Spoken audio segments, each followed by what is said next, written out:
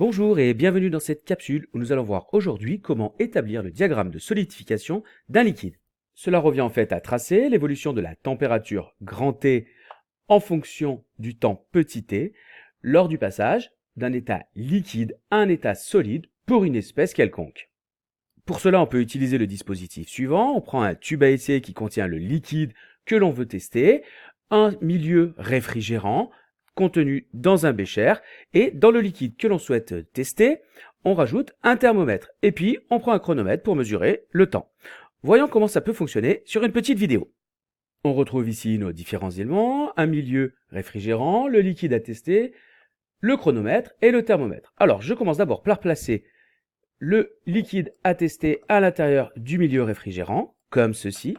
Ensuite, assez rapidement, je plonge le thermomètre dans mon liquide et puis je vais déclencher tout de suite le chronomètre pour avoir une première mesure. Alors j'ai l'instant ici T égale à 0 pour lequel j'ai la température de mon liquide ici.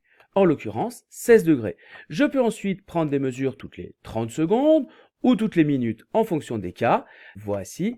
Donc ici, je n'arrête surtout pas le chronomètre et je vois qu'au bout d'une minute, la température relevée était de 11,5 degrés. Il me reste à faire ceci à intervalles de temps réguliers jusqu'à ce que le liquide ici se soit solidifié. Au bout d'un peu plus de 4 minutes ici, on constate sur ma simulation que le liquide est en train de changer d'état. Il est en train petit à petit de se solidifier. On notera alors dans le tableau de mesure le symbole L plus S que l'on est en train d'avoir un mélange qui est entre un état liquide et un état solide. On continue à prendre des mesures et là on peut constater que pendant le changement d'état, la température ici de mon liquide reste constante. On constate au bout d'un certain temps que le passage de l'état liquide à l'état solide est de plus en plus visible. Ça y est, sur mon simulateur, le liquide initialement présent dans le tube à essai est devenu solide et là on constate que une fois que le liquide est solidifié, la température se met de nouveau à diminuer. On notera dans le tableau qu'on se trouve ici à l'état solide en mettant un petit S. Une fois que j'ai obtenu un tableau de mesure avec les durées, les températures et les états du milieu, je vais pouvoir tracer une courbe avec la température sur l'axe des ordonnées et le temps sur l'axe des abscisses. À t égale à 0, je suis à 16 degrés. Au bout d'une minute ici, j'ai atteint une température d'environ 11,5 degrés.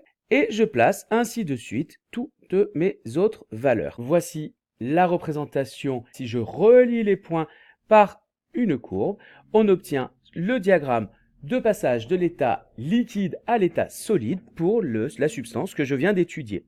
Alors dans un premier temps, ici, on était dans l'état liquide jusqu'à environ 4 minutes, c'est ce qu'on observe ici.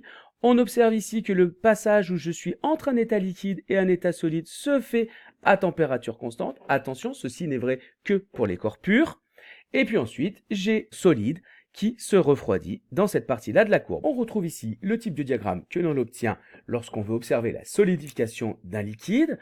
Alors, on retiendra que pour les corps purs, ce diagramme présente un palier parfaitement horizontal ici lors du changement d'état, alors que si on a affaire à un mélange, ce palier n'est pas horizontal. On retiendra que la température de changement d'état d'un corps pur est constante. Voilà, j'espère que vous en savez un petit peu plus sur les diagrammes de solidification d'un liquide. Et il ne me reste plus qu'à vous dire à plus en classe. Pour cette vidéo, je tiens à remercier le site PPCL pour ses magnifiques animations.